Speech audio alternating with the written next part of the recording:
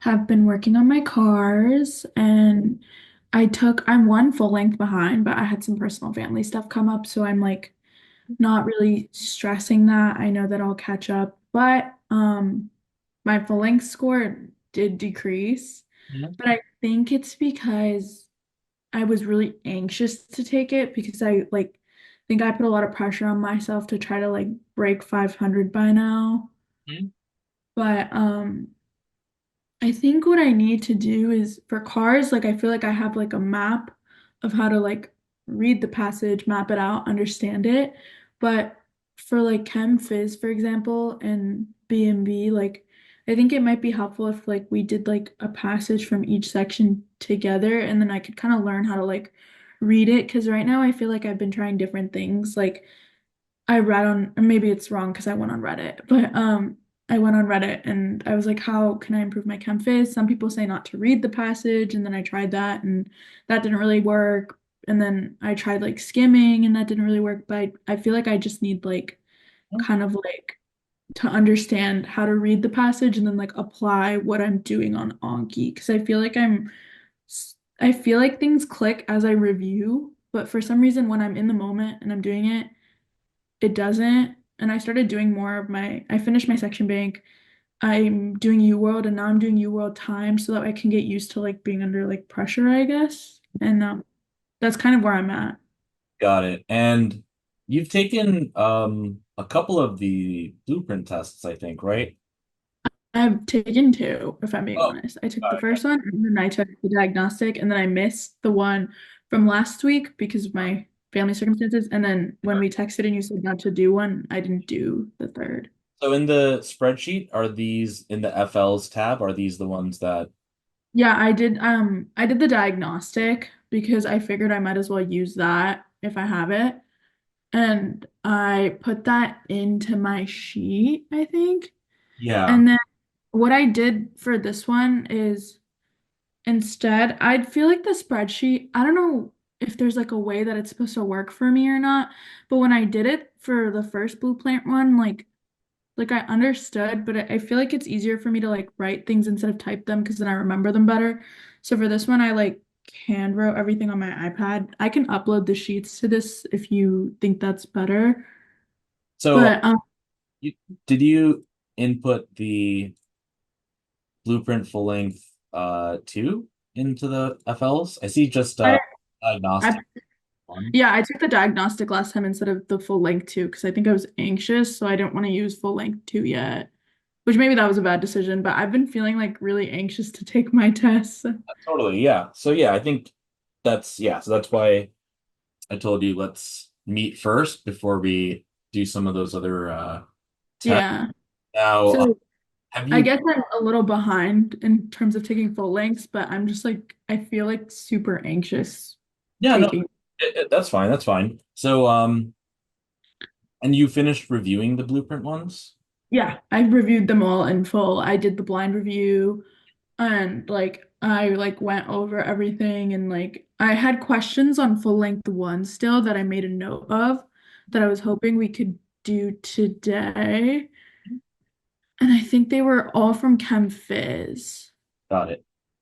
Okay. And but I was kind of hoping, sorry about that. I was kind of hoping that we could kind of go through like a section together today as well of at least like one B&B or Chem Phys just so I kind of have an idea as well. Got it.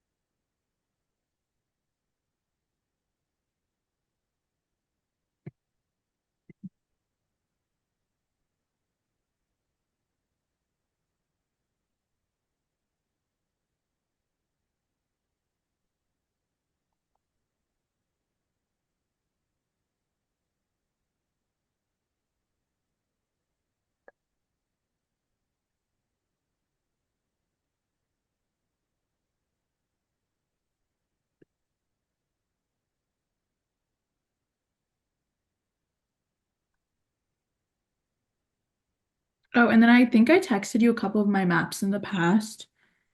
I wasn't sure if you got my emails because, like I said, my email has been very, very weird lately. But I sent you a couple just so you could have a reference of what I've been doing in terms of the maps. Yeah, I didn't get any. Oh, I sent you two a while ago, but I didn't hear back, so I wasn't sure if you got them. Yeah, yeah, I don't think I got them. I'll read. Let me try sending them from my personal email. I'll just send you emails from my personal email moving forward. Sure.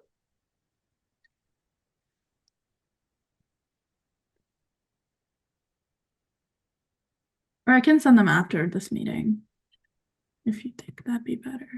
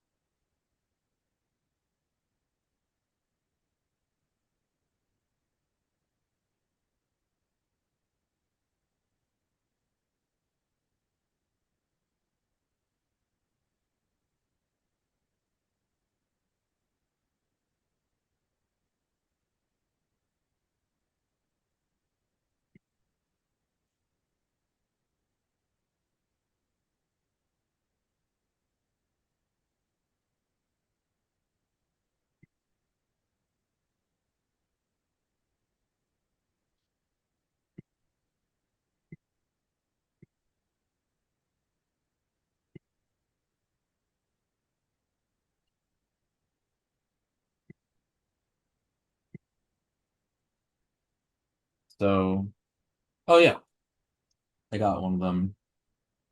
Yeah, I just sent one to see if it would work from my personal email. Yep.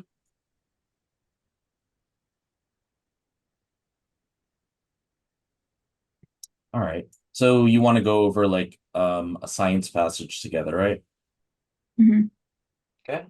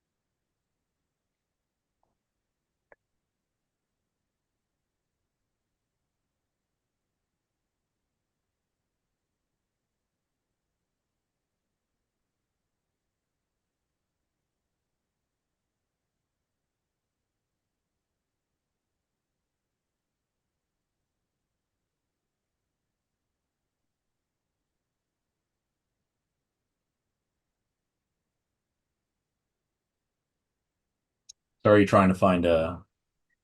Oh, I thought you were finding one. Oh, no, no, no. Sorry, sorry. Um, did you say that you were? Do you just want me to show you my full length? Or do you want me to do a UWorld passage? We could do. You said something about like the section bank. Yes. Do you want me to do We I could. haven't started the Chem Phys section, like the Q pack. I haven't done that. Do you want me to do that? Oh, oh yeah. No, so the Q packs are not going to be useful because they're from the old MCAT. So Mhm. the only, Oh, but cars is the only section that hasn't changed. So the cars Q pack is fine. yeah, I have that done. Yeah. But the rest of like the science Q packs you don't have to do, but the Uh-huh. section bank would be good to do. So we could do something from the section bank. We could also do something from like, let's say in one of your blueprint tests, like if there was like a passage that you Yeah, let me get a passage from the first exam that I had questions on. That way I can kill two birds with one stone. Okay. Yep, you could do that. Let's see. I have a passage. Review exam. Should I just open it as a third attempt? You could just have it opened the way that you have it regularly. Let me see. Actually, I have it from my blind review. Question 20. Sorry, I don't know why my notifications are coming through. You're what? I don't know why my text messages are coming through. Sorry. One sec. Okay, let me share my screen.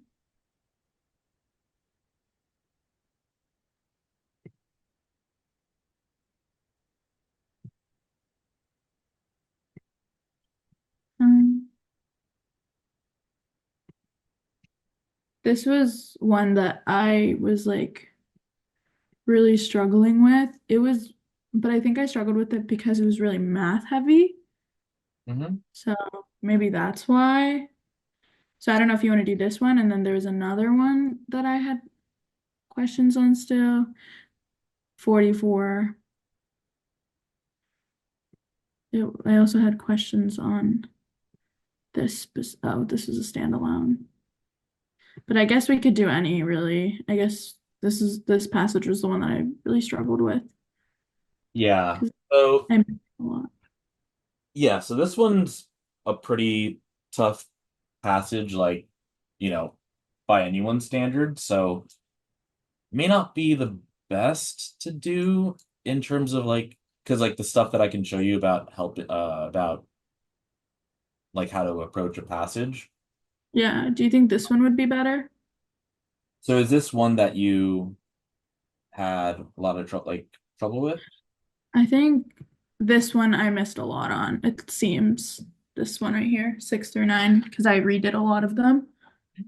So yeah, this one in particular about um like I think it was about radioactive decay and stuff. Got it. Okay, so now I would say for these passages that you do want to read the passage and you do want to come out of the passage with like a good understanding of what they're, talking about. Um, Hmm. if if you are running out of time, I would say that for the CP section only, as a last resort, like you're running out of time, that's when you could read the questions first, Hmm. but only if you're running out of time and only for the CP section, because the CP section is the only section where a lot of the questions could be like kind of like pseudo discretes, Yeah. or it could be like something that you can probably find easily in the passage. But yeah, I wouldn't do that for any of the other sections, and only do that as a last resort. Like if Yeah. So yes, we're gonna read this together, and there's going to be I call them buzzwords. They're words that essentially. So like the reality is that all of these passages are from like published papers from like PhDs and doctorates and stuff, and we're not expected to know all of that stuff. What we're Hmm. expected to know are just like more of like the basic science stuff, and so the buzzwords are going to be words that we see in, various passages that they'll likely ask us questions on. Yeah. So yeah, I'll have you read out loud slowly and I'll like interject if I see like any buzzwords, for instance. Okay. I did have one question. Or I did want to, I guess I guess I could talk to you about it when it comes, but also the other thing I have trouble with is like interpreting the graphs and stuff, especially. So, um, Nuclear power plants harness the energy of uranium-235 U-235 fission and convert it to electricity. Fission is initiated by bombarding U-235 with neutrons, which splits the atoms into smaller atoms with the release of more neutrons. Those neutrons then induce further U-235 fission reactions, causing a chain reaction that releases energy. Okay, so what does the 235 here stand for? The mass. Good. And the thing with fission is, so like normally I wouldn't go over like this in depth, but I did see a AMC question that talked a little bit about what I'm about to tell you. So there's ultimately in the universe, there's only four forces. Mhm, Any forces that we know are just consequences of, one of those mhm, fundamental forces. So there's gravity. mhm, Gravity operates between things that have mass. So if something has mass, it can be subject to gravity or produce its own gravity.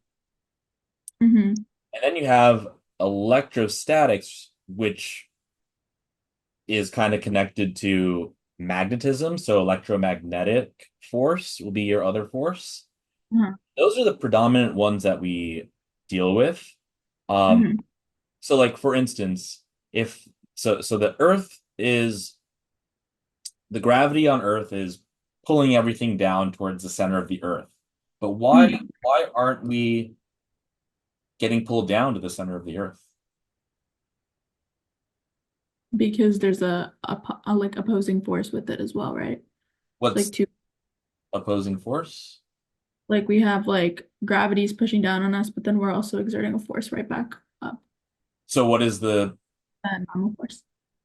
so like, what could that be like a consequence of from the two that I told you? So there's gravity and then there's The electrostatic force. so basically the electrons of your body, of the Mhm, atoms of your body, are repelling the electrons of the atoms of like your chair. And like the chair electrons are repelling the electrons of like the ground or the floor and et cetera, et cetera. So yeah. that goes to show that the electrostatic force is much stronger than the gravitational force. And you get to see that with the universal law of gravitation and then Coulomb's law, because the Mhm, constant for gravitation, the big G, is super small, super mhm, small. And for the electrostatic, the lowercase k mhm, constant is a really, really high number. mhm, So those are like the two most, common forms that you'll see. And everything is a consequence of like all the other, like friction is a consequence of that, no mhm, force is a consequence of that, etc. Now, the third force is something called the strong force. mhm. And so like if you ever wonder about how so okay, what's within a nucleus of an atom? Protons. Good. And like neutrons and stuff, right? So if we have a bunch of protons, they should be repelling each other, right? Mhm, So, but they don't. So mhm, why is that, right? So let's say I have a proton here and a proton here. mhm, Now, the strong force is what is responsible for keeping these like charges close together. mhm, And the strong force can only work within a very, very, very tiny distance. mhm, So let's say this distance between the two protons here, let's say it's the max distance for the strong force, in which the strong force is greater than the electrostatic force. Hmm. Because the electrostatic force would make these two protons repel, but they're not repelling within a nucleus. And that's Hmm. because they're at such a distance at which the strong force supersedes. Hmm. Okay, now let's say I have these as like two protons, Hmm. and like this distance between them is the maximum distance at which Hmm. strong force supersedes. Hmm. Now, let's say that I take a neutron and I like shoot it at this nucleus. Hmm. It'll go between the two protons, and as it goes between the two protons, the protons will have to move further apart for that neutron to be able to go through. Hmm.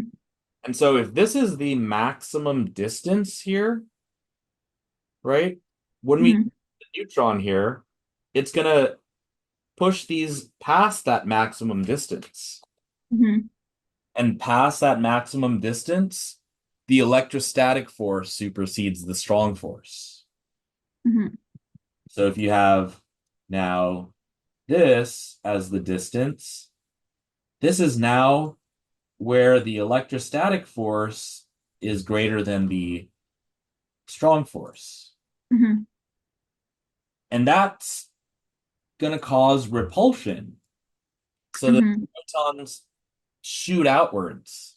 And that's how you do nuclear fission, aka splitting the atom to make, like a atom bomb, for instance. So yeah, those are the three forces. There's one more, it's called the weak force. Hmm. All you need to know about that is just that's what's responsible for radioactive decay. Hmm. But all in all, for the most part, you're just going to be seeing the gravity force and the electromagnetic force. Hmm. And I just saw one question on an AMC test that asked about the strong force. Hmm. That's why I'm going over it here. So, okay. So Okay. that's what is behind, nuclear fission. But Hmm. and continue reading.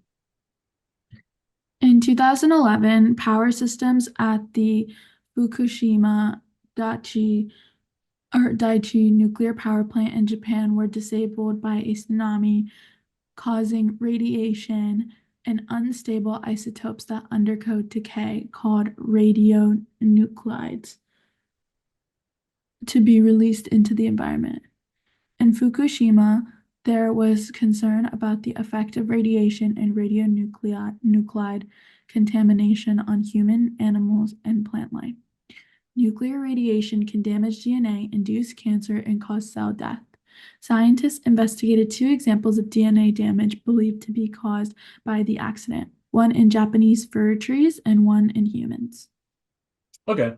So here they're talking about just a nuclear power plant that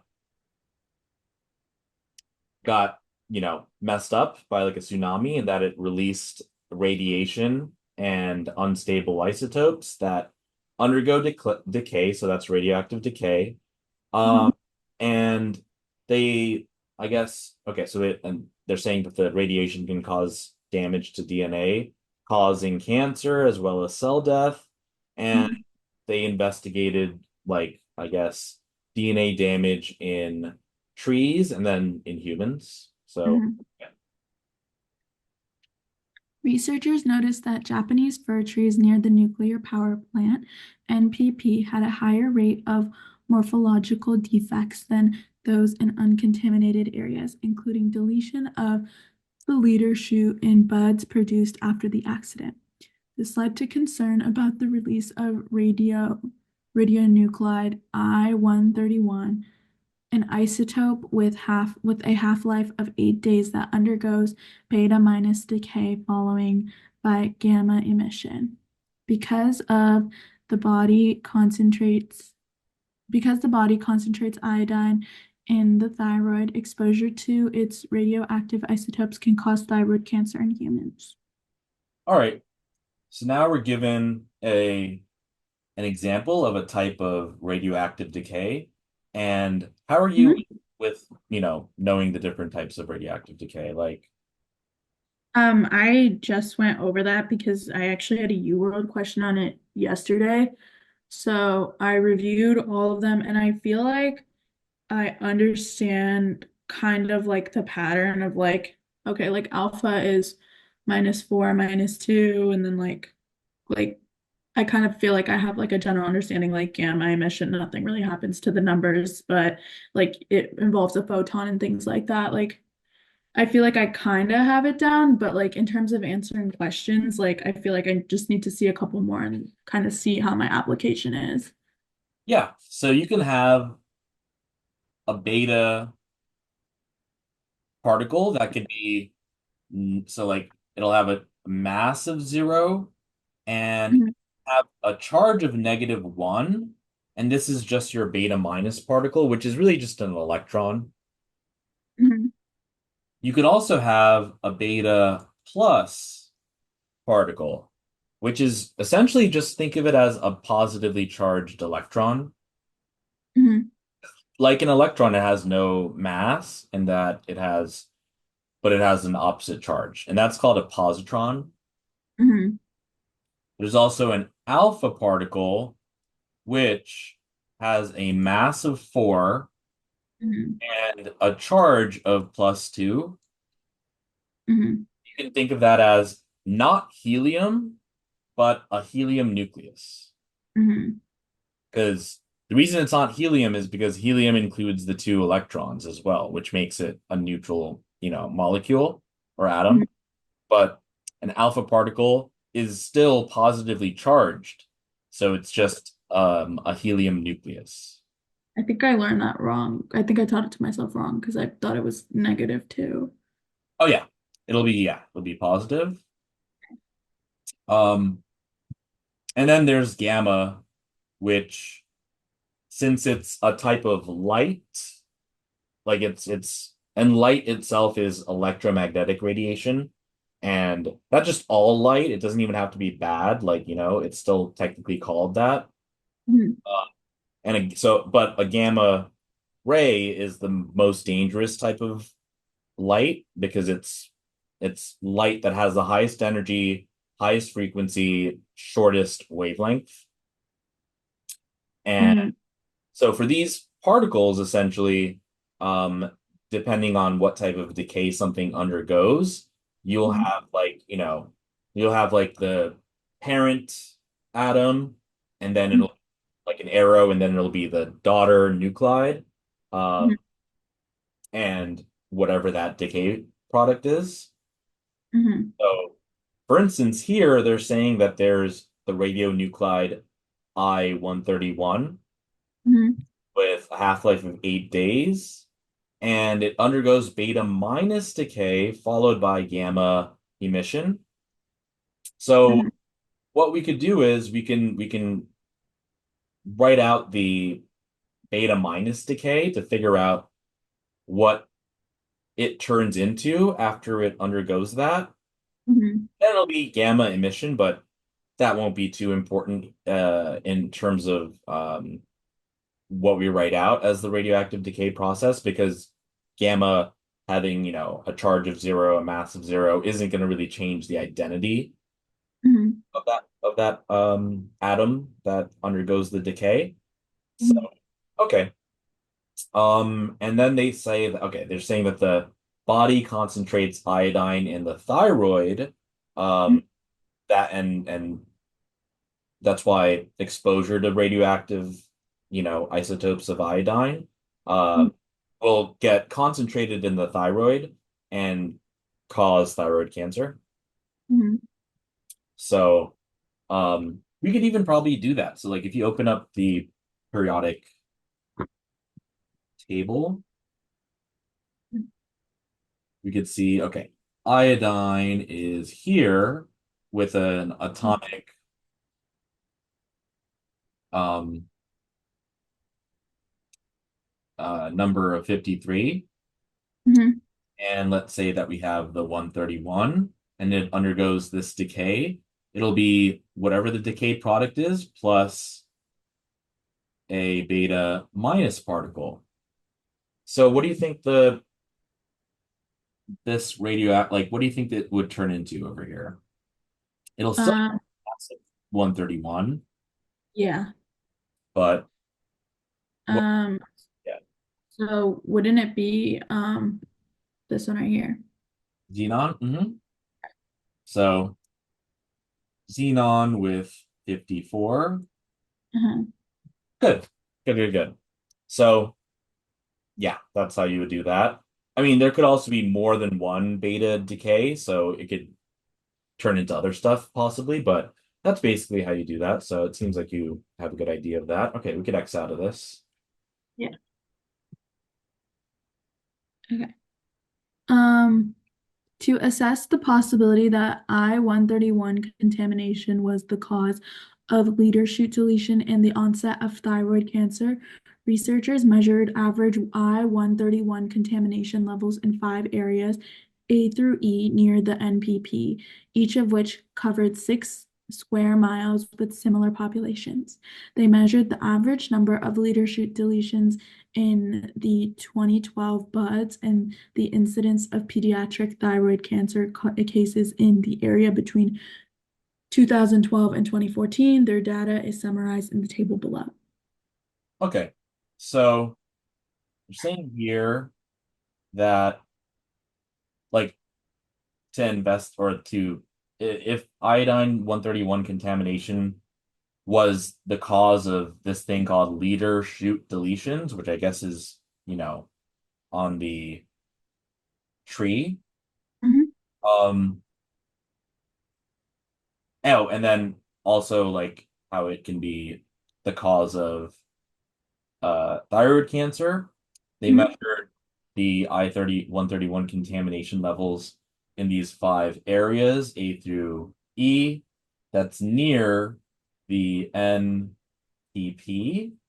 Mhm. I forgot what the NPP was. It was, Like the okay, nuclear power plant. Okay. And then each of which covered 6 square miles with similar populations. They measured the average number of leader shoot deletions in the 2012 buds and Mhm. the incidence of pediatric thyroid cancer cases in the area between 2012 and 2014. And then they summarized that in table one. So, okay. So we look at this table and they're saying, okay, so for area one, it's the high. So it seems like area 1 through 5, like will go from highest, it'll decrease each time. Mhm. And you just want to like kind of look at like a pattern here. So let's see, from high to like minimal, seems like the leader shoot deletion rate isn't really changing much. Like, it's not like any type of like direct kind of relationship because like it goes up here from highest to high, then it goes down for, high to moderate, and then it goes up again, it goes down again. So there isn't really much of a pattern there. We could just say that it kind of doesn't really um, change much. Mhm. But then let's see, cancer incidence 2012, and then the asterisk means per 100,000 children. Mhm. So that seems to be pretty similar values as well, right? Yeah. No, because if you're going from highest to low or minimum, we would want to either see like some number going up or some number going down, but it seems to be pretty similar there. Uh, Mhm. for 2013, I think we see more of a pattern because Yeah. see for the highest, it's like 5,000 something. For the high, it's like 48, 100 something. Moderate 23 something, low 21 something. I mean, granted, it does go up again for Mhm. minimal, but I think at least from area 1 through 4, we could see that there's a could be a relationship between cancer incidence and the level of I-131 contamination, right? Mhm. Okay. And then cancer incidence 2014, we get a much more clear relationship. Mhm. Basically, highest is the highest, and then followed by high, followed by this. Like this number just goes down as the I-31, 131 contamination level goes down. Mhm. So, okay. So that's what we see. So I would maybe write something like I-131 contamination is proportional to cancer incidence, and maybe I'll put in parentheses like for 2013 through 2014, even though it's like not perfect with 2013, Mhm. you know, makes sense here. It's just that we have like maybe an anomaly here. But for Mhm. this, it's definitely consistent. So yeah, Mhm. put that in. Do you think that, well, like before I move on to questions, should I always like reference like the graph or image that's I have going on, or do you think like if a question comes up, then go back to it? Because I've like obviously I've taken the test before. This isn't. Oh, it looks like I'm frozen. Um, okay, yeah. So like before when I took it, I watched a lot of videos and a lot of the people were like ignore the graph until like it comes time to like actually like reference it for a question because you might just be wasting time. So like, I guess I wanted to know your thoughts on that. Yeah, I would say that, I mean, when you're doing the untimed practice, which is what you're going to be doing, like basically, like the only timed practice you're going to be doing is when you do the practice tests. But Yeah. I would say not to worry about doing it like aside from that. Mhm. So, but yeah, I would say on the test, give yourself maybe like 15 seconds to Mhm. analyze the graph or the table or whatever they give you to just Mhm. get a general gist of it Mhm. and then go into the questions. Mhm. So yeah, I would say like 15 seconds ish. Mhm. Because it shouldn't take too long to analyze it. I mean, maybe, there's obviously going to be like harder examples. I think in BB though, BB is going to have more of the tough figures and data interpretation stuff. So that's where you could use the strategy of, just spend 15 seconds Mhm. trying to understand it. And if it doesn't make sense, after like after the 15, like at the 15-second mark, then yeah, you can go ahead and do the questions. And then if they ask you about it, then you can, refer back to it. So Mhm. I would say just do it, give yourself 15 seconds to get the gist of it. Um, and yeah, if it takes longer than that, then just move forward and go back to it if they ask you a question on it. Mhm. Okay. But yeah, so for this one, it really wasn't too difficult. Yeah. Um, so and yeah, when it comes to these kind of tables and graphs, you just want to you don't there's no like really like shortcut. You just want to do it in a relatively like slow but systematic way. So Mhm. you saw like I just saw okay, highest, it goes like I-131 contamination goes down Mhm. if I do this, and let's just see what happens for the other stuff. Leader shoot deletion rate doesn't really change. Cancer incidence 2012 doesn't really change. Cancer incidence 2013, there seems to be a relationship. Cancer incidence 2014, Mhm. another, relationship. And so that means I came out with this. Yeah. I would say like to write out proportionalities like this, that's going to be a very, very useful strategy. Mhm. Especially in BB because BB will have lots and lots of acronyms and it's really hard to keep track of all the acronyms. So we want to, if you do a proportionality thing like this, it'll really help. Mhm. So yeah, so I would say that, yeah, for 15, like give yourself 15 seconds. Okay. Yep. So, okay, so yeah, we came out with this and let's try this question out. So why don't you tell me what your thoughts are here. Well, I guess since you did the blind review already, you like understand now, but Yeah. So like for this one, I think there was one on this one that I was still kind of iffy on in this section, which I remembered as I was reading. Like there was one that I was still kind of confused about. And like the explanation like it made sense, but in my head, like I was like, if I was taking this exam again, I had a question like this, like I don't think I'd get it right. So I guess like it's good that we're doing this passage. yes. But for this one, I went with um this one based off of like the fact that I know that beta minus goes with an electron, not a positron, and then I knew that the atomic number would increase by one. So that's why I went with this. Good. So now let's talk about ionizing radiation.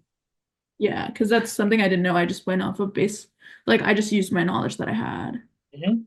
Yeah. So when you think of the electromagnetic spectrum, right, you have a bunch of like types of light, like whatever, like radio waves, microwave, Mhm. etc. Um, Yeah. infrared, right? And then Mhm. you get visible light, Mhm. go like Roy G. Biv. Um, Yeah. what would happen? What would be after visible light? Um, this is something that I don't remember. Like I have such a hard time remembering like the scale. So we can agree that, I mean, if left to right is increase in frequency, which Uh-huh. also an increase in energy, Uh-huh. a decrease in wavelength. Uh-huh. Now, Roy G. Biv is visible light, right? Mhm. Now, the word or the prefix infra means below. Mhm. That's why infrared will be here, meaning it's below red. Mhm. Do you see how it's like Yeah. right there? Yeah. Okay. Now, next to violet, what do you think would be? Um, infra, So like I, if it's to the right of it, it's more than it, right? yeah. So So it's B. Um, it'll be something. I'll tell you the prefix after. And then just like infra is the prefix infra and then red, yeah. this would be some prefix and then the V part. Yeah. I'm trying to remember, but I don't know the prefix. Oh, no, don't worry about the prefix, but just how infrared has red in it and Yeah. near the red, Uh-huh. next one would be near what? It'd be like it'd be near the violet, Yep. So any type of light that has violet in it, the word violet. ultraviolet, UV. So ultra means more. Mhm. That's why this is going to be more than violet, and it'll be right by the V, the violet, right? Mhm. Okay. So now, once we start getting to higher energy types of light beyond visible, Mhm. that's when they can start to have so much energy that they are damaging to. Mhm. Now, that also means, so I wrote increase in frequency, increase in energy. Um, what about wavelength, right? Isn't it decreasing? Now, what, so if we increase the frequency, how do we know what would happen to the energy? Um, I mean, I thought of like the formula that's like E is equal to F. Um, yeah. So energy of a photon is equal to h Planck's constant Yeah. times frequency, right? Mhm. What if you didn't have frequency? What if you had wavelength? Isn't it HC over lambda? Now, does it make sense why it's that? Um, I remember going through it, but I don't have it like committed to my memory why. So what would the unit for a frequency be? Um, I cannot recall. Mhm. So, so yeah, you always want to be aware of not just the formulas, but the units, because vice versa, right? If you don't remember the unit, you can use the formula to figure it out and vice versa. So Hmm. frequency is in hertz, which could be thought of as number of cycles per second. But since there isn't a unit for cycles, it would just be 1/second. Yeah. Okay, so let's say frequency 1/seconds. Hmm. Wavelength would be what type of unit? Um, like distance. So Yep, like, like meters. yeah. So when we multiply these, what unit do we get? Oh, velocity m over s. Exactly. Yeah. So velocity of a wave is equal to frequency of that wave times wavelength of that wave. Yeah. And now if we're talking about light, the velocity would just be c, right? Yeah.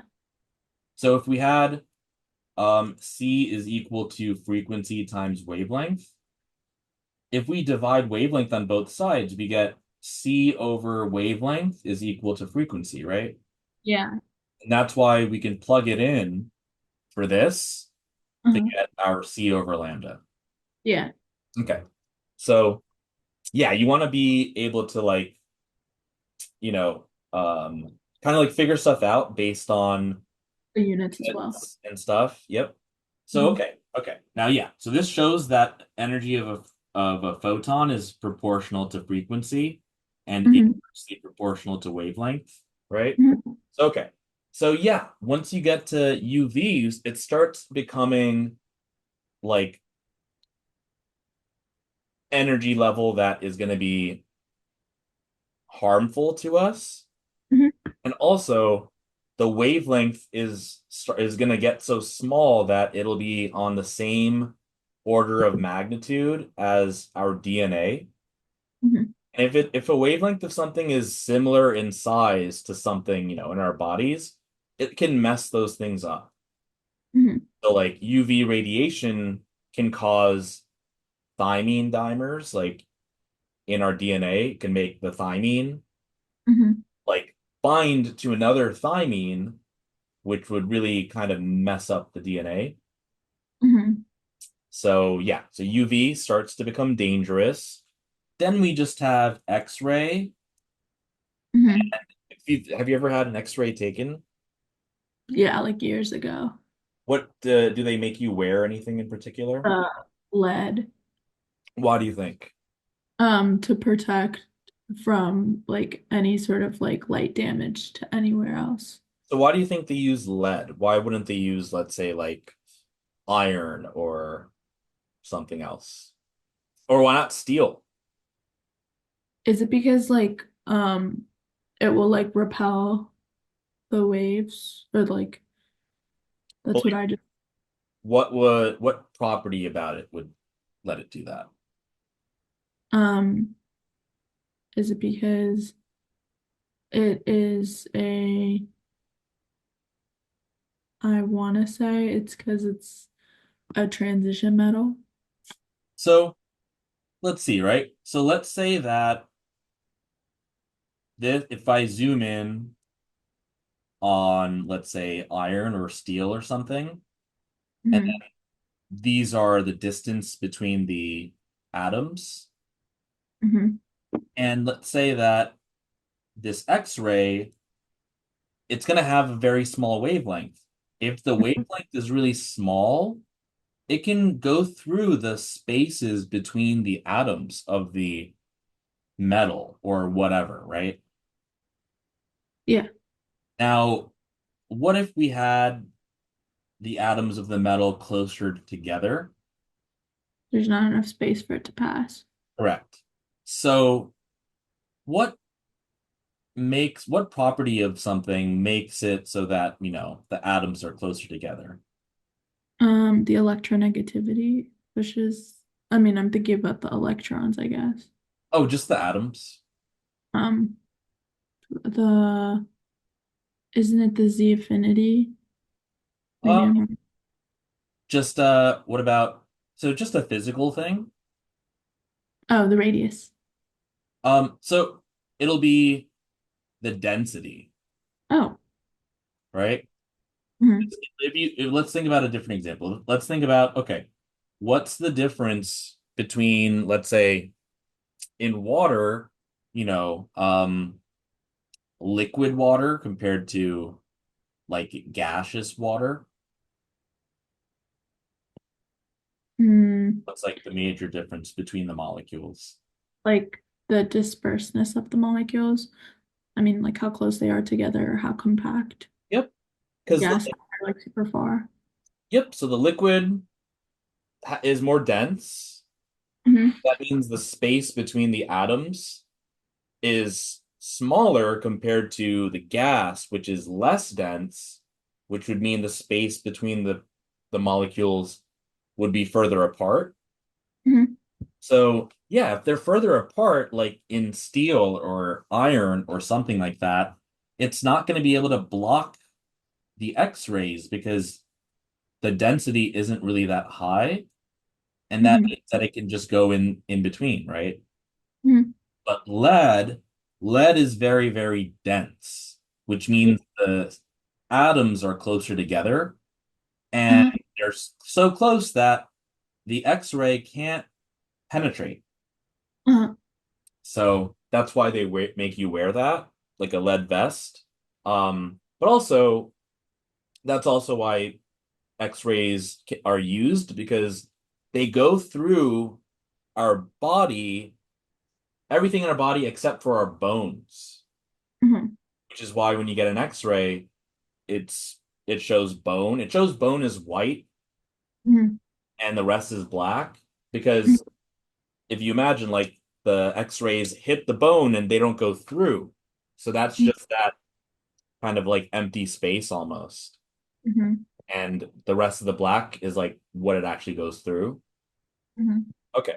Now we can see that, yeah, as the wavelength of light decreases, it can be small enough to kind of affect things that are on that same scale. mhm. Now, the last one is just your gamma radiation, and that's Yeah. going to be the highest frequency, highest energy, lowest wavelength. Mhm, And that is like super, super dangerous. And mhm. so now, when it comes to these, so okay, now when you, what does it mean to like ionize something?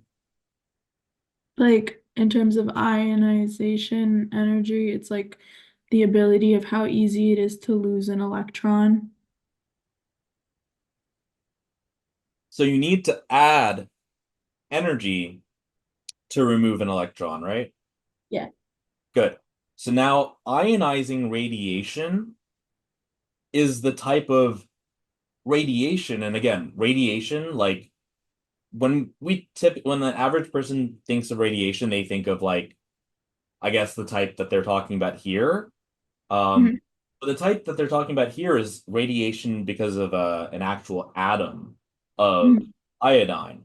But and people usually think about it in that way, but radiation really is um light because we call light electromagnetic radiation, so that's what they mean. mhm, And if the light energy is high enough, it can strip off electrons from whatever it touches, thereby turning atoms into ions, mhm, right? And that is ionizing radiation. mhm, Oh, sorry. So now, since they told us it's gamma, like beta minus decay, but also gamma emission, right? That's how we know because let's say that they had this choice with that. Oh wait, let's say that let's say that they had wrote electron here. Mhm. How would we know if it's A or C? Because then we would have to reference the gamma, Hmm? um, Yep. the gamma emission it talked about, so then we would know it's ionizing radiation. Good, good, good. Yeah. So that's what ionizing radiation is. So I actually talked about this with a different student of mine like sometime last week, but it's kind of like an aside. So like our planet is so there's tons and tons of ionizing radiation that comes from like our sun through Hmm.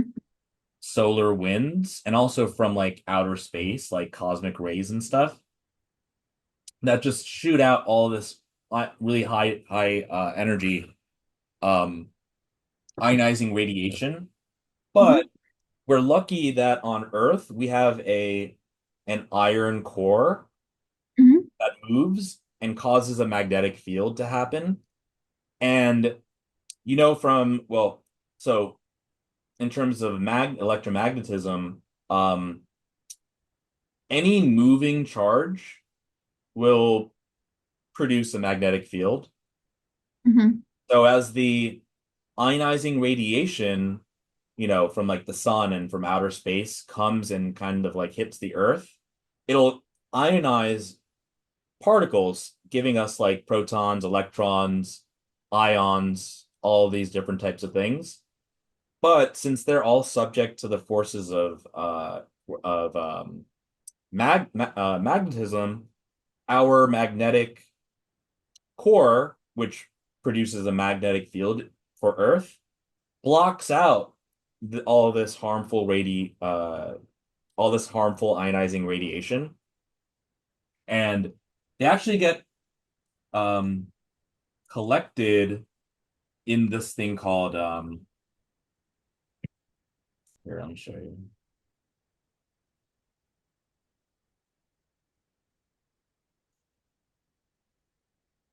All right, in the chat, I put an image, and let's see if you could share that. I think you would have to, because I think you're just, Oh, I yeah, I think you're just sharing like the tab, but if you share the screen, then yeah, this can come up. is if I change the sharing, is it going to get rid of all the notes? Uh, yep, but you can take a screenshot of the notes, or I can do that for you. But Um, it's already gone on my screen. it's okay. It's okay. Like I'll do it when the recording happens. I could say, Okay. yeah, show me the picture. Yeah, let me share my entire screen. I guess I'll just change it like this. Yeah, so all this solar wind coming in from the left is ionizing radiation. But we have Mhm. our magnetic field, which is called the magnetosphere, and it blocks out all of this solar radiation, ionizing Yes. radiation. And the second picture that I'm sending, this is something called um, the Van Allen belts.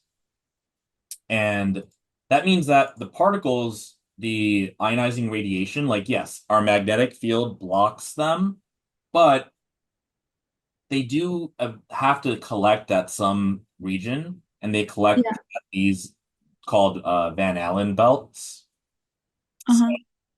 like, interestingly enough, like when we were, going to space, like what we did to kind of like because the Van Allen belts are super, tons of ionizing radiation that will really like cause damage. So they would just have people like go through them as fast as possible to minimize the time Yeah.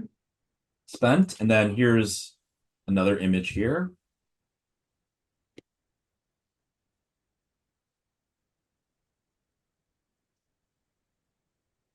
So here we see all this type of like non-ionizing radiation. So we have like, our like radio waves, microwaves, infrared, visible. And then once it starts getting into like ultraviolet, I mean, I guess it's partially ultraviolet, but mostly it's X-rays and gamma rays. That's when you get to ionizing radiation, which is super, super deadly. Hmm. And then here's one last one. And this just shows you the different types of radiation and how much they can penetrate. Yeah. Yeah. So like you see like an alpha particle can't penetrate paper. Beta can penetrate our bodies, but not aluminum, like aluminum foil. Gamma and X-rays can penetrate our bodies and the aluminum foil, but not lead. So that's why, we use lead for that. Um, Hmm. They won't really ask you much about neutrinos, so don't worry about that. But neutrons can be one of the most deadliest, which can penetrate lead even. Hmm. Yeah. And I'll send you like a video from like, because I'm kind of, this is what I sent like a student, but Yeah. it's like a video that is about like, the Manhattan Project and what happens. And it's a true story, but this person is doing something with neutron radiation and gamma radiation, and he kind of messes up and is exposed for less than a second to gamma and neutron radiation, and he Hmm. died 9 days later Wow. from being exposed for less than a second. Insane. Yep.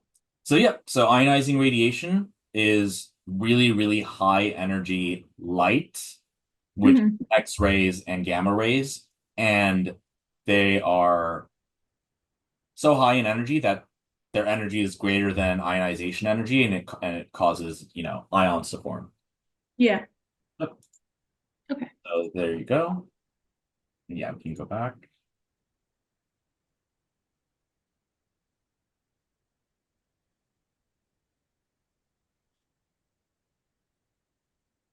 Um,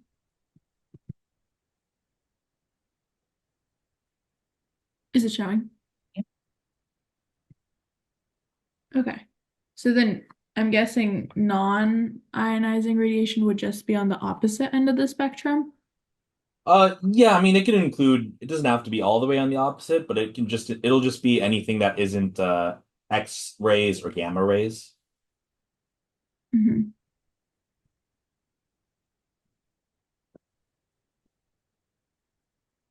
Okay, that makes sense.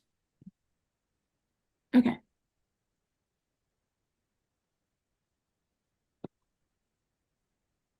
Okay. It all makes a lot more sense now. Mhm. Should I move on to the next one? Okay. Oh, I think this is the one that I was actually pretty confused on. Mhm. Why did the researchers choose to study pediatric rather than adult thyroid cancer? Mhm. So initially I put thyroid cancer is not otherwise present in children, which I just guessed on it because like I just assumed, they're young. But the explanation it gave was that children Mhm. weigh less. So if they're exposed to the same dose as adults, it would affect them more Mhm. because their weight is smaller. Yeah. So A and B shouldn't be it because they're asking like, so the experiment's there to see, okay, I-31, 131 contamination, like Mhm. how can this be something that causes thyroid cancer? Mhm. So whether it's otherwise present or not won't really matter because they're still just trying to look at I-30, 131, whether that's Mhm. going to cause cancer um or not, right? Mhm. So I guess maybe I could see what you may have been thinking. Maybe you were thinking, it's Like the prevalence. Yeah, if it's not otherwise present in children, then if we see that the thyroid cancer is prevalent, we can say that that's because of the I-131. Yeah. Um, but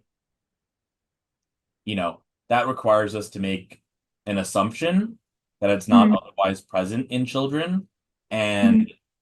that would mean that it would be otherwise present in adults, right? Because that's Mhm. why they would use children instead of adults, but we don't have any information that suggests that.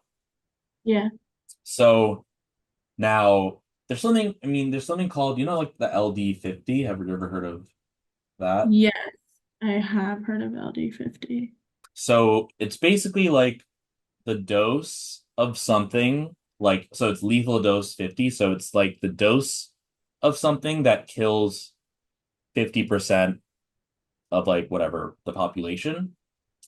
And that dose, so that could be this, like, let's just say it's like, I don't know, like 1.5, just an arbitrary number, for the dose that you need to for 50% of the population to die or whatever. Mhm. That dose is really like per kilogram of like the body. Mhm. And so like if they chose children because you could have the same contamination level of like whatever highest high, etc., but you're gonna have a higher relative dose for children because they weigh less. So, so you could have the same amount of like I-131 contamination, but it would Mhm. just be a higher relative dose. So that's why they say Mhm. relative to an adult, for example. Mhm. So yeah, so that's why this one would be, yeah, C. I guess my concern is like I don't feel like I would like I said I don't think I would get this if I like I've seen this again on other like have had a similar type of formatted question on like I think it was on my last blueprint exam and then I think there's more questions in this exam that are formatted this way. Mhm. But I just feel like I never end up getting to the right answer. So how do you think I should be like approaching these questions or what can I do to like Mhm. increase my like accuracy rate on these questions? Got it. So okay, they're asking why study pediatric cancer rather than adult cancer. Hmm. And then you think, okay, what's the difference between the two that I know for a fact? And the Hmm. difference between the two is, well, like body weight, right? Yeah. And that's something that we know no matter what, Uh-huh. true. Like, a child, even like a really like overweight child, like that, they would still generally weigh less than an adult. Hmm. That's something that we know. We don't need the passage to tell us that. We know that for a fact, right? Hmm. But these two, we don't know as a fact, Yeah. right? And, first of all, we don't know it as a fact on its own. Hmm. So if it was a fact, they would have to tell us that. Hmm.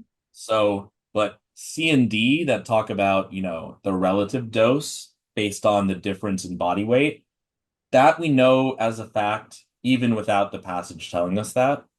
Hmm. You want to choose an answer that is based on something that you're certain of Hmm.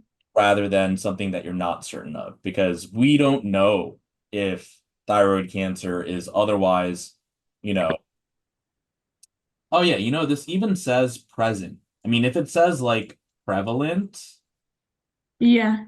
that would mean like, okay, thyroid cancer is not prevalent. It's not like that much in children, Yeah. but it says not otherwise present, which Yeah. means which means that children have like zero children get thyroid cancer. Yeah. So that's an even another reason to eliminate A and B, because Yeah, because if they said prevalent, right? Or if they said like, so like, do you know what I mean when I say prevalent versus Yeah. present? Yeah, like present is certainty, but prevalent is kind of like otherwise like I guess like present is like you see it for certain, but prevalent is like it could be, it couldn't be. So what I mean, so like prevalent would be like um a lot. Uh-huh. So if it said thyroid cancer is not like widely seen in children, Hmm. that gives us at least, Some leeway. yeah, because you could have some children who actually have it and some Hmm. children who don't. But Hmm. since it says it's not otherwise present, that means that zero children get thyroid cancer, Hmm. right? So, Yeah. so the if it was saying prevalent or saying something like that, then sure, we might be able to say that yes, in children, thyroid cancer is less prevalent, which is why since we see a higher amount for the I-131 contamination, then sure, we could say that yeah, it's not otherwise prevalent. It's not always, it's not a high amount. But Hmm. now with the I-131, it could be a high amount. That Hmm. gives you more leeway, yeah. But if it says not otherwise present, that means that unless you have the I-131, the amount of children who have thyroid cancer is zero. Yeah. So, so yeah. Okay. So in addition to us not knowing if it's otherwise prevalent or not, since it says present, we can say that that's essentially saying that it's that children just don't get thyroid cancer. And Yeah. that's not likely to be true because there should be like, some kids who get thyroid cancer no matter what.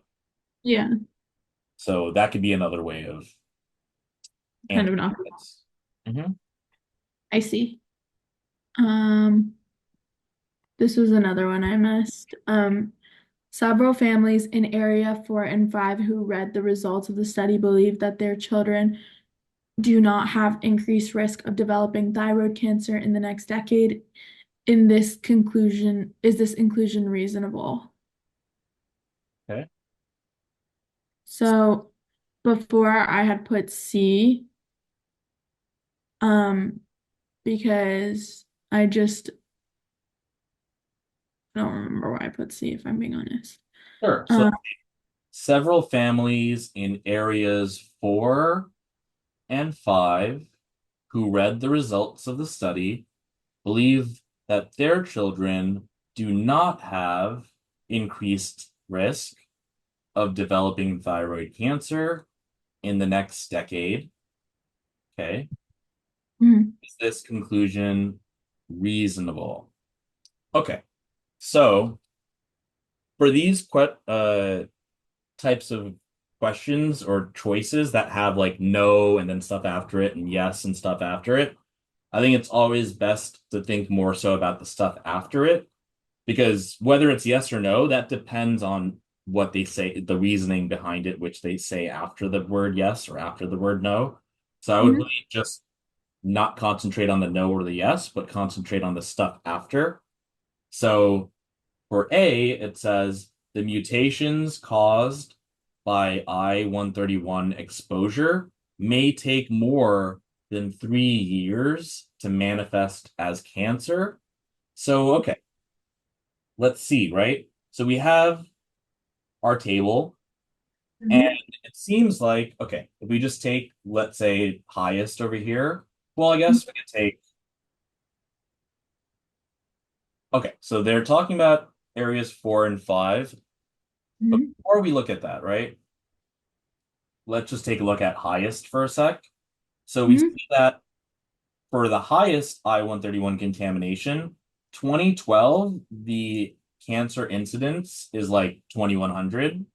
mhm, 2013, it's like more than double that.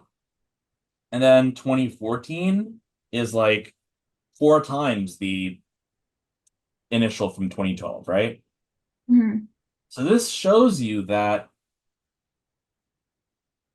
the cancer incidence rate goes up because like we're making the assumption here that this I-131 contamination is not changing over time. Hmm. So if that's not changing over time, but the incidence of cancer is changing over time, that must mean that it can take time for the cancer to show itself. Hmm. So like 1 year happens between this value and this value without there being like an increase in contamination. So Hmm. that must mean that it can take a year for this to happen. And then over here, it could take like a year as well. So Hmm. for the groups or areas of area 4 and 5, yeah, we see basically no change in the cancer incidence rate, Yeah. but that doesn't mean that they're They're, not at an increased risk of developing thyroid cancer. Because, oh, they also say here in the next decade. So that can actually give you like a hint, right? That they're asking about this for the next decade, right? And it might be so, okay, if A is saying that the mutations can take more than 3 years, that can work. That part can be logical. Uh, hmm. because we see for, the highest condition that there is a time dependency, right? Hmm. And so there's no reason why there shouldn't be a time dependency for the areas 4 and 5, especially if they're saying in the next decade, right? Hmm. So, okay, the second part of A, I like. And then let's see, B, the second part says I-131 has a half-life of only 8 days and thus would not release enough beta and gamma radiation to cause cancer. Okay, what are your thoughts here? Um, my thoughts are, um, like for me, when I eliminated this choice, it's because I looked at the highest and I saw that the prevalence consistently increased Mhm. with each year. So I knew that there was enough gamma radiation to cause cancer. That's why I got rid of that one. Good. So yeah, if this was true, because they're saying that it's because of this short half-life that Hmm. it won't be enough to release enough beta and gamma radiation to cause cancer. Yeah, you could see that in the highest, area. It's still gonna be iodine, with a half-life of 8 days, but over the course of a year and then 2 years, it's still causing enough radiation to cause cancer. Hmm. So yeah, B we can get rid of for that reason. And then C, table one shows that there was no statistically significant increase in cancer in areas 4 and 5 in years 2013 and 2014. So yeah, this is probably the choice that most people will pick because this is a true statement here. That Yeah, I remember why I went with C. I remember I didn't see like a p value or anything correlated with it. So I was like, there's no p value, so it can't, I don't know if it's statistically significant, so it would probably be C. Yeah. So even without the p-value part, I think what you can see is that yeah, table areas 4 and 5, we don't have an increase in cancer in these regions, Mhm. in 2013 and 2014, right? Mhm. So, but I think the part of the question stem that's important is this part that says in the next decade, Mhm. because if you don't have an increase in cancer in 2013 and 2014, and they're saying in the next decade, there's no way for us to say that, okay, if it wasn't in 2013 and 2014, that it wouldn't be the case all through like 2023, right? Mhm. Because we know from these ones that there is like a time delay. Mm-hmm. for cancer, right? For highest, high, and moderate, there's a time delay, right? Mm-hmm. Like so like for highest, we could see okay, in 1 year it like more than doubled the cancer incidence rate from 2012 to 2013. For Mm-hmm. for um for moderate, there isn't much of an increase in that first year, but there is in the year after. Mm-hmm. It's almost like I'm gonna use blue here, so it's almost like okay, this value for okay, so let's say so we start off with 2000 something, and then we go to like 5000 something. Here we just have that with 2000 something and then close to 5000 something here, but you see there's just like a year delay here, right? Mm-hmm. So it's likely that this 1200 value would probably be somewhere here in like 2015 or something, Yeah. right? And then the same thing here, like this can go up to like maybe 4000 here, and then the next year, something like the 10,000 or 12,000. So it's Mm-hmm. like, the highest, high, and moderate, you get to see that as we go from highest to high and high to moderate, there's Mm-hmm. more of a delay for Yeah. cancer incidents to happen. And so they're saying in the next decade, we could say that despite the table showing us that there isn't much increase in areas 4 and 5 between, 2013 and 2014, that isn't to say that in the next decade that we wouldn't see a increase in cancer. Mm-hmm.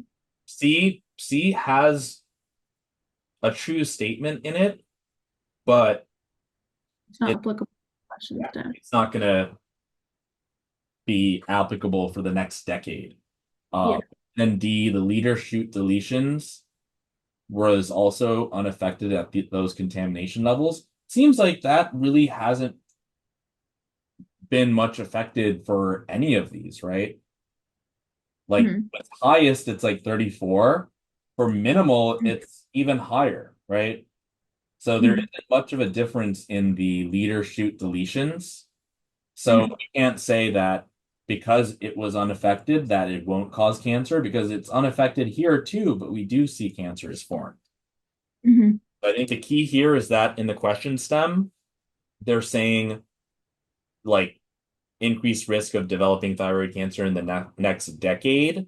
And we get to see a pattern here where there's a delay as we go from highest to high and then high to moderate. Like as we go into areas with smaller amount of I-131 contamination, there's more of a delay. So there will be a delay.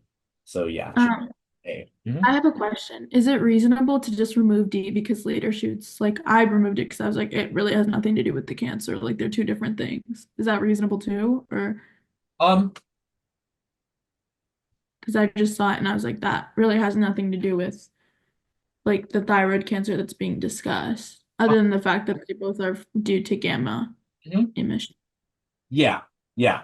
So I would say, yeah, you can eliminate that just because we don't see any it seems to be unaffected at all of the contamination levels. So Okay. it wouldn't be an answer for why it wouldn't be the case at just contamination levels low and minimum or minimal. Yep. And then it seems like I missed this one too. Some research has found that small to moderate doses of I-131 are more likely to cause thyroid cancer than extremely large doses. On of the following choices, which provides the best explanation for this observation? Um, So A, even a low concentration of the alpha particles released by decay of I-31 is enough to cause damage to DNA strands. I didn't pick this one because it talked about beta and gamma. It didn't talk about alpha, so I just removed it. Let's think about what they're asking us here, right? So Yeah. what are they asking us? They're asking us, so it's asking which provides the best explanation for the fact that thyroid cancer is still seen um, is seen more in small doses of I-131 than in large doses. Good. So this is a little weird, right? Because you wouldn't really expect that. You would expect The higher opposite. doses to produce more thyroid cancer, right? Yes. So what could be a reason why this is the case? Um, it could be because um well thinking about small dose um it could be I mean, one thing I assumed was that large doses just resulted in death altogether rather than thyroid cancer. So that's why small doses were seen to cause thyroid cancer because like larger doses would probably lead to like someone dying or something, given that it's lethal. Yeah, right. It's like, like the Ebola virus. Yeah. So it's super lethal, right? So Yeah. when this was a thing, why wasn't it like turned into a pandemic the way, let's say, like COVID was? Because it just killed people Yeah, instead of like it just like spread and killed people. exactly. Like if someone gets Ebola and they'll die so quickly that they won't get a chance to spread it, whereas COVID being less likely to kill you means that you're more likely to interact with people and then kind of spread it that way. So yeah, exactly that.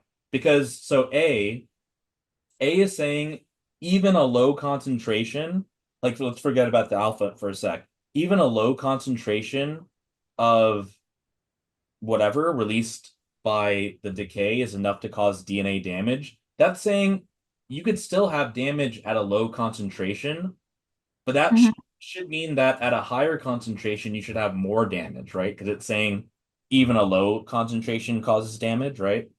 Yeah. But we want to choose something that would explain why a low concentration would cause damage to give the person cancer when a high concentration won't make them cause or cause cancer or not have a higher cancer incidence rate. So okay, we can eliminate A for that, and then B says large. Large. Yeah, what's up? Oh, I was just gonna read it, but you Oh can yeah, go ahead. you can do it. Large doses of I-131 are not effectively absorbed by the human digestive tract compared to small or moderate doses. I knocked this one out because,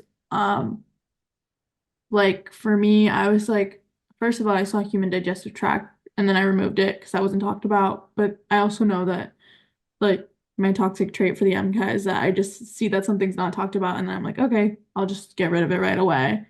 Um, but I also removed it because I thought to myself, oh, if small and moderate doses can effectively be absorbed, then why wouldn't like large doses be effectively absorbed? Mhm. Good, good, good. Um, okay, and then C. Let me The about. study found that low and moderate exposure to I-131 resulted in an increased cancer incidence between 2013 and 2014.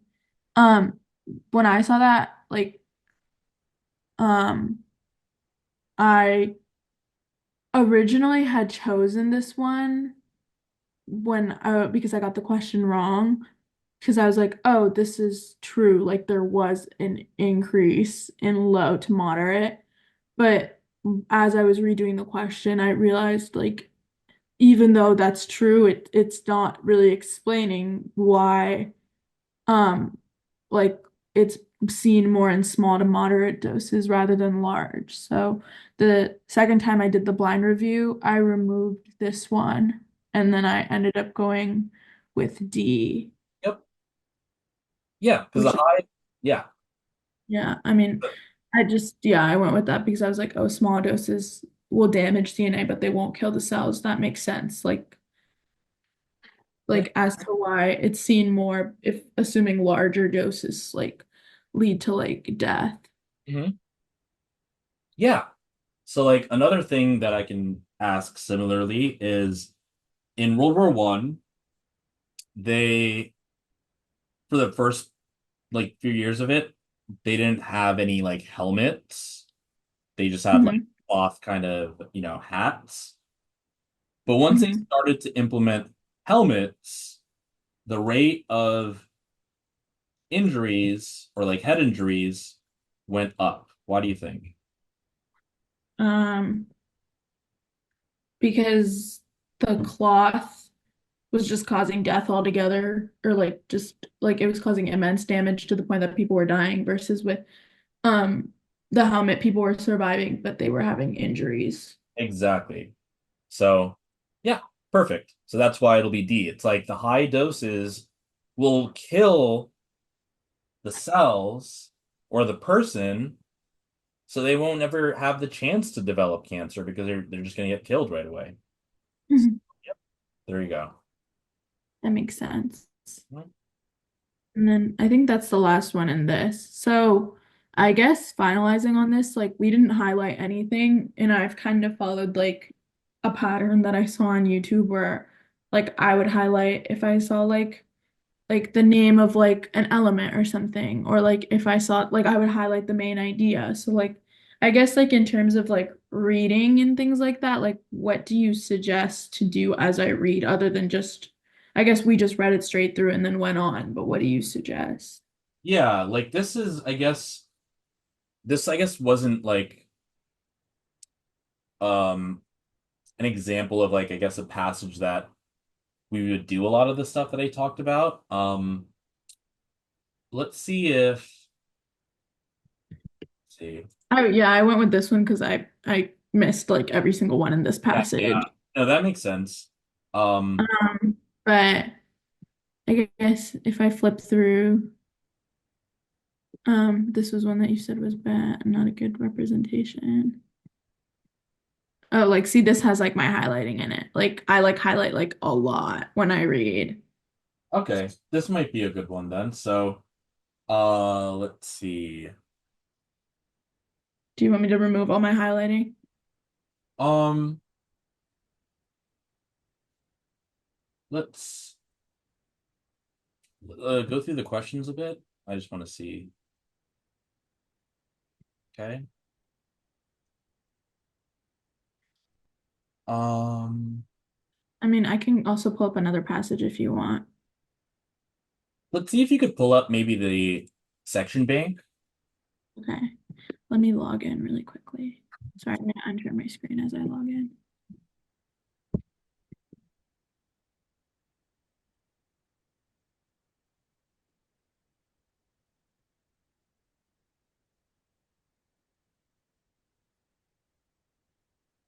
Um, oh, wrong one. This has my MCAT info. I went to the wrong one. Sorry. MCAT official hub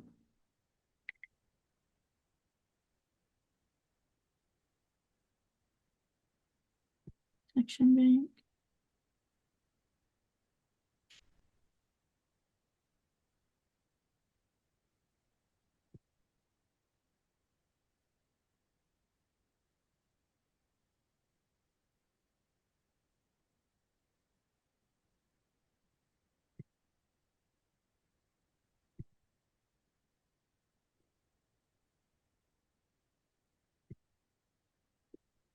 Is this the right one?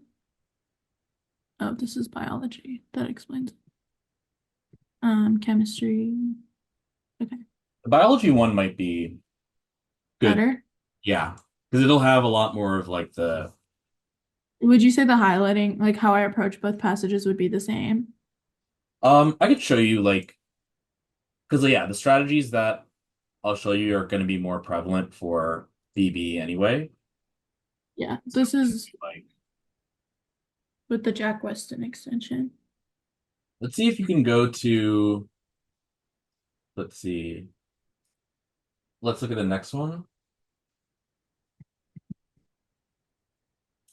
All right. Okay, this could be a good one. Mhm. So so yeah, I'll have you read. Okay.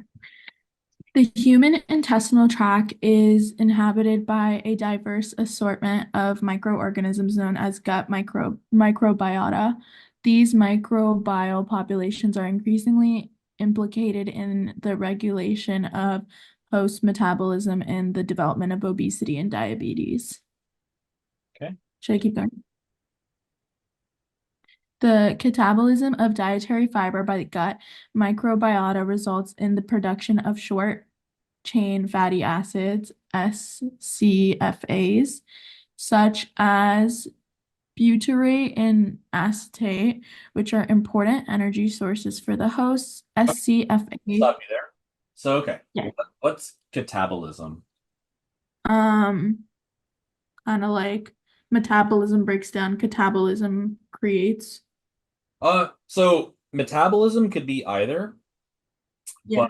catabolism, kata in Greek is down, so it's catabolism is the breaking down Hmm. of things.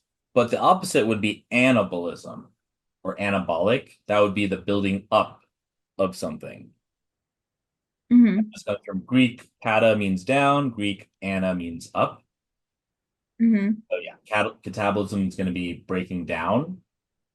Uh-huh. So now what we're going to do here is we're going to draw like something like I call it like a schematic. So like I'm going to write, so we have fiber turns into SCFAs through the action of, nicer, through the action of GM, gut microbiota. Uh-huh. Mhm. Okay. Um, SCFAs also act as signaling molecules with the ability to bind and activate G protein coupled receptors. Okay, so now we know that the SCFAs can act as ligands for Yes. GPCRs, right? Uh-huh. So I'm going to just turn this into like a circle, and I'm going to draw a GPCR receptor and then the cell for that. Yeah. Okay. Okay. The GPCR 43 is expressed in white adipose tissue, WAT, and is not expressed in muscle or liver. Okay. So now we have a Right. specific GPCR. So I'm going to write GPCR 43. And And then for then, the cell, I'm just going to write WAT to mean white adipose tissue. okay. I'm using the bathroom real quick. I'll be right back. Okay.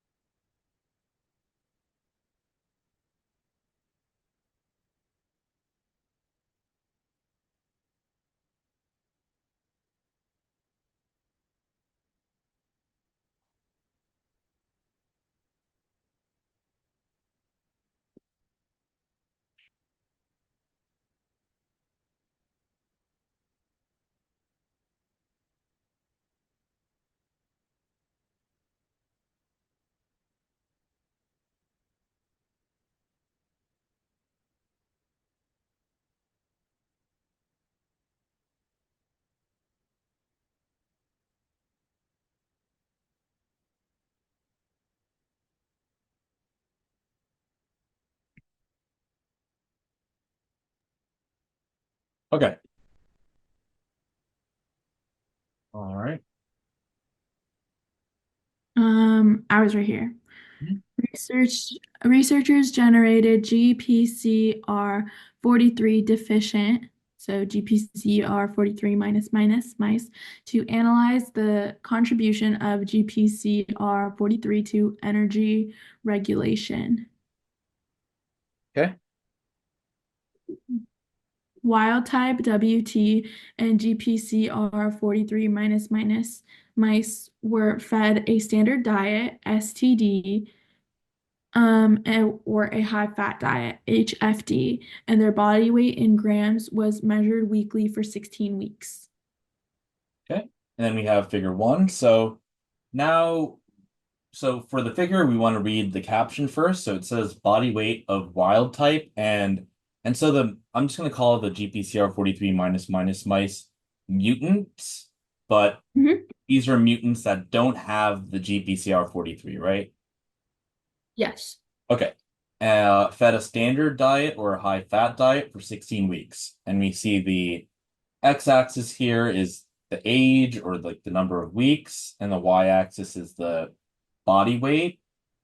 And we Mhm. have like, four conditions like wild type versus mutant, and then standard diet versus high fat diet.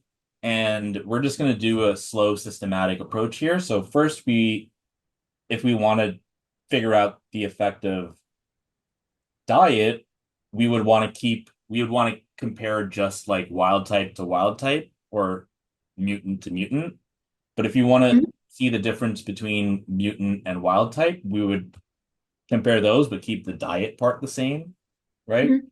So, okay, which one do you want to do first? I guess wild type to wild type comparing the diets. Okay, so I'm gonna just write like body weight here, and so Mhm.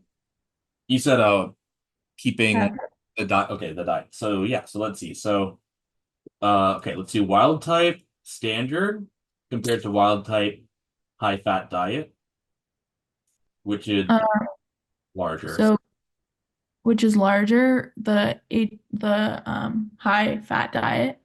Okay, so I could say HFD greater than STD. Mm-hmm. Now let's just make sure it's the case for wild type. So let's compare. Sorry, for the mutants. The mutant, I see that the high fat diet is also higher. Good. So now this we could leave as is. But if it was just for like wild type or something, I would just do like semicolon wild type. Yeah. Okay. Now let's compare wild type to mutant. So now we want to keep the diet the same. So let's try wild type standard to mutant standard. Okay, so standard to standard, I see that the mutant is higher. Okay. So mutant greater than wild type is now what about for the high fat diet? The high fat diet, the mutant is greater as well. Good. So we know that high fat diet produces a larger body weight compared to standard diet, Yeah. and that the mutant would have a higher body weight than wild type. Now, if Yeah. we think about that, right, the mutant is just something that doesn't have the GPCR 43, right? Hmm. So this schematic, what I can do is I can say, okay, if we X out this receptor, right, we're going to have a higher body weight, right? Hmm.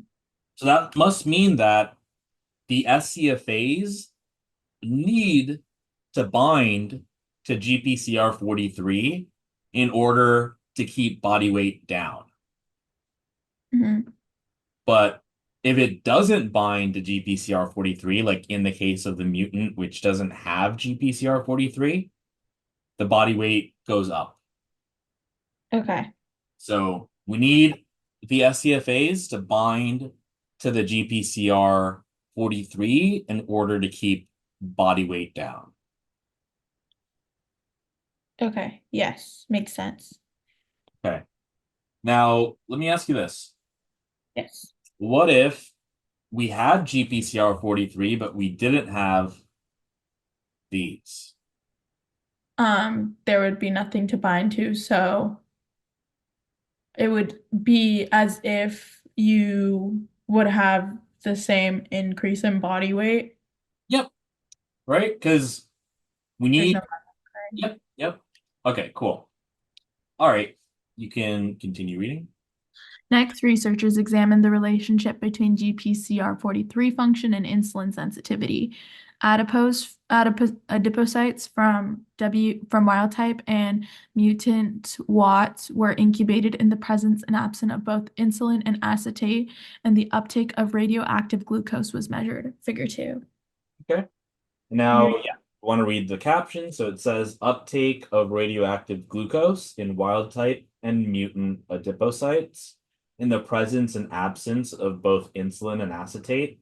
Note the asterisk means, p-value less than 0.05, aka statistically significant. And Mhm. I would look at this kind of slowly systematically too. So like first bar, don't it's wild type.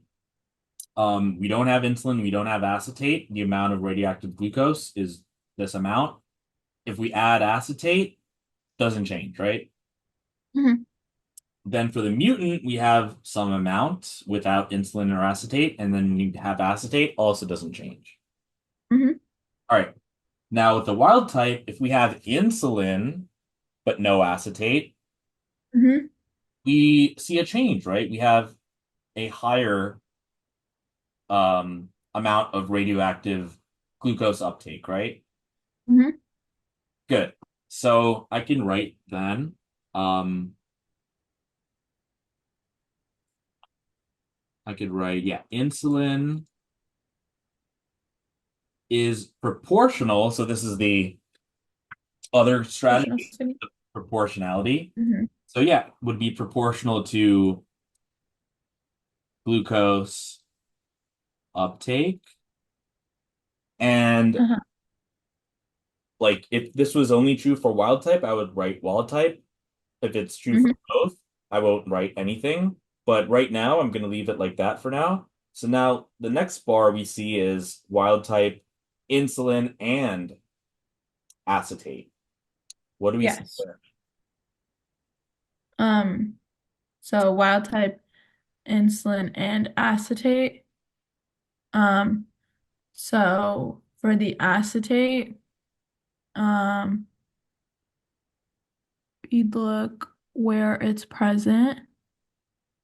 So the acetate in the wild type, as you see the acetate is there, you see that, I mean, I would say there's not really a difference.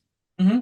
Yep. So we So, we know for this one and this one there isn't a difference, but now for this one we know that with insulin we have an increase in glucose uptake. But now mhm. we have insulin and acetate. What happens? So insulin and acetate, you see a decrease. Decrease, right? Compared to with insulin, right? Mhm. So we can say then that acetate is inversely proportional to, and I'm not going to say this is important. So I'm not going to say that it's inversely proportional to glucose uptake. Why do you think I won't say that? Because I would say, I mean, my best answer would be because correlation isn't causation. Just because we see that they're correlated doesn't mean that the glucose is the cause right away of that, like of that inverse proportionality. Oh yeah, so that proportionalities could be correlations. They don't have to be causation or anything like that. But if it was true that acetate is inversely proportional to glucose uptake, when Mhm. we have just acetate, like here and here, we should see a smaller amount of glucose uptake, right? Yeah, but there's no relationship. Yeah, but we don't see that. Yeah. So it can't be inversely proportional to glucose uptake. What it could be is inversely proportional to insulin sensitivity. Mhm. Because when we have insulin only, we have an increase in the uptake. When we have the insulin and acetate, it's a decrease in uptake from when we just have insulin. Mhm.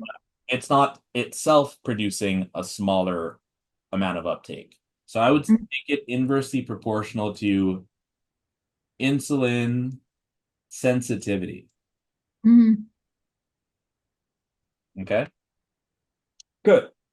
Now, let's look at the mutant. So when we have the mutant with just insulin, we have an increase in uptake, right? Hmm. Glucose uptake. So this here is true for both mutant and wild type. So I'm going to leave it like that. Like I'm not going Hmm. to write anything else. What about acetate though? Because, Um, yeah, there's no change. So this is only true for the wild type that exactly. acetate, there's an inverse proportionality to insulin sensitivity. Exactly. Exactly. So that's pretty much it. So basically, these are like the three kind of strategies. So this one with the drawing is, Uh-huh. I call it a schematic. Uh, Yeah. and the this is useful in that you can identify things like if we don't have the GPCR 43, that would we would make an X at that position. But if we didn't have something that made the SCFAs, I can draw it upstream. And then if we have things downstream, like even past the GPCR 43, I can make the X there. And it just helps me keep track of things that are happening upstream or downstream and the effects of those. So Yeah. that's schematic strategy. And then this one is just a basic, Roman numeral like greater than hierarchy. Uh-huh. And probably the most useful would be proportionalities, and that becomes especially useful when you have a lot of acronyms. Yeah. Okay. This all makes sense. So instead of focusing on highlighting when reading like B&B passages, focus on getting the schematic down, focus on finding proportionality and then like relationships. Yeah, like if you could still highlight stuff, if you want. Yeah. I Um, mean, but I yeah, but would I say go that, crazy with the highlighter. yeah, but I would say that the proportionality is probably going to be the most useful. Uh, Huh?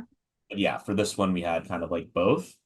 So for this question here, so it says which table shows the expected body weight of wild type and mutant mice fed a high fat diet while housed for 16 weeks in a conventional condition or a germ-free condition where the gut does not become colonized. Okay, what can we what can we do here?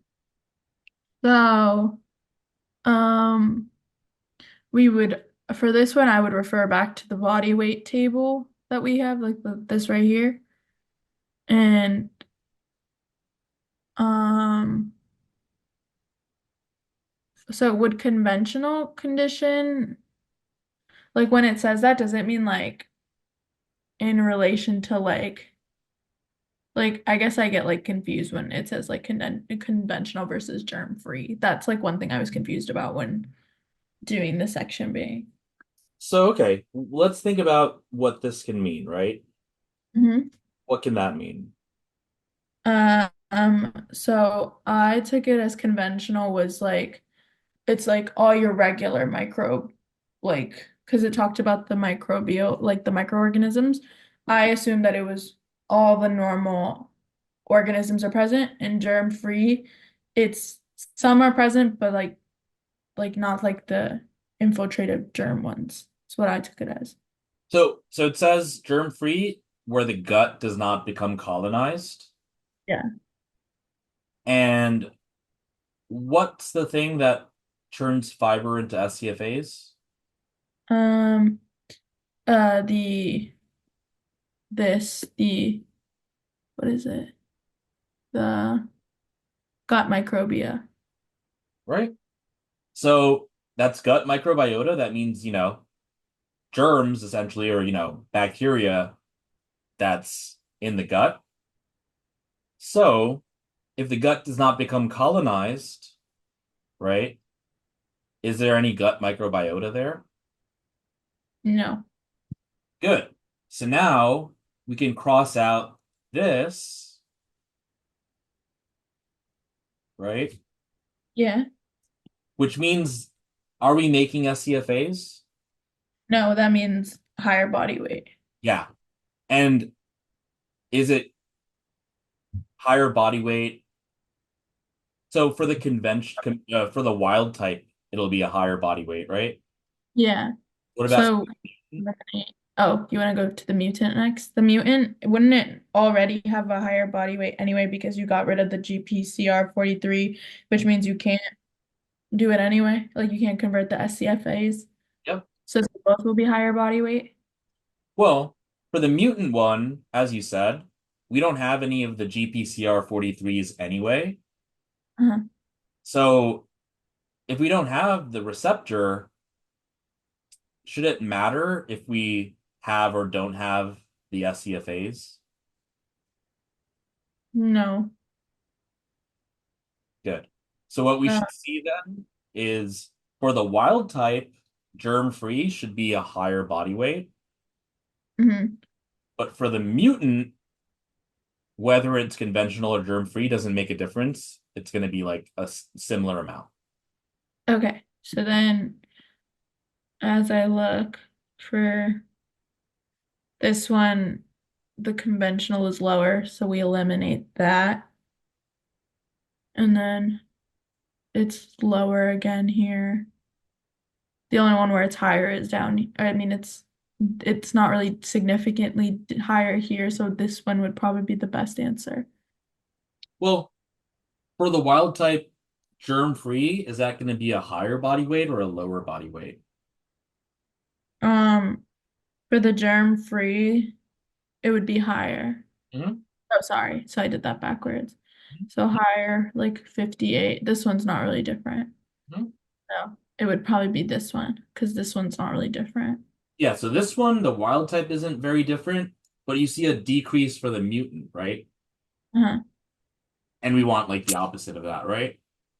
And then here, the Yeah. wild type isn't different and the mutant isn't different, but we need it to be different for the wild type. Here, the wild type Mhm. goes down and the mutant goes down. Shouldn't be the case Mhm. either. But here, the wild type goes up, body weight goes up for germ-free, which is consistent. And Yeah. the mutant doesn't matter. It's going to be the same value essentially. Okay. So, so yeah, this was a shows that the schematic, we just have an upstream stoppage for the gut microbiota part. Yep. Okay. I do unfortunately need to log off now because Oh yeah, I yeah. have a 30. Yeah. So okay.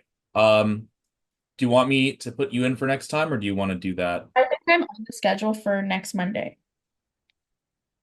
Oh yeah, I see that. I Okay, booked the next Mondays, I think, at the same time. got it, got it. All right then. So let's see. My plan for this week, what I was gonna do was I was gonna go through all of UWorld for like I'm like trying to like move through UWorld faster now. So I was gonna go through like all of like I was gonna try to finish up the chemistry section of UWorld for now. And then I'm planning on taking a practice exam. Um, I think my plan was to take one this Saturday.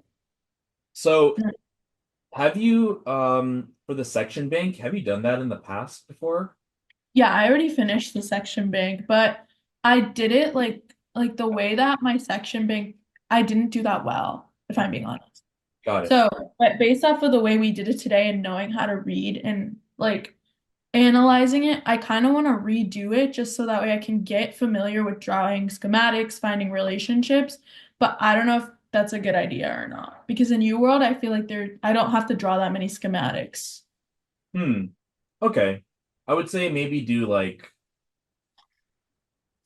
yeah, The psych one I did good on. The psych section bank I did fine on that. I wasn't too pressed. But it got- was kind of like the chem one and the biochem one. Like I did okay and I like kind of understand why I got questions wrong, but I don't feel like I like like it was the reading portion that I feel like it was like I was blindly reading it and not really having directionality. okay, okay. So yeah, all right. You could do that for the section bank. Try out writing out like the schematics and the proportionalities and stuff. Yeah, And then yeah, when we meet, we can go over either questions from that, or I can kind of look at yeah. what you wrote and then see how they are. And you said that probably gonna take another test or Yeah, my plan is to take an exam on Saturday. okay. All right. This I do my blind review Sunday and then be ready to talk about it by Monday. Okay. Awesome. All right. So yep, we can do that. Okay, Awesome. Awesome. So yeah, it'll just be 150 for today, and you can send that over. And right uh now. yeah, I'll see you on Monday. Yes. Okay. I'm just sending it Okay. all right now. Send.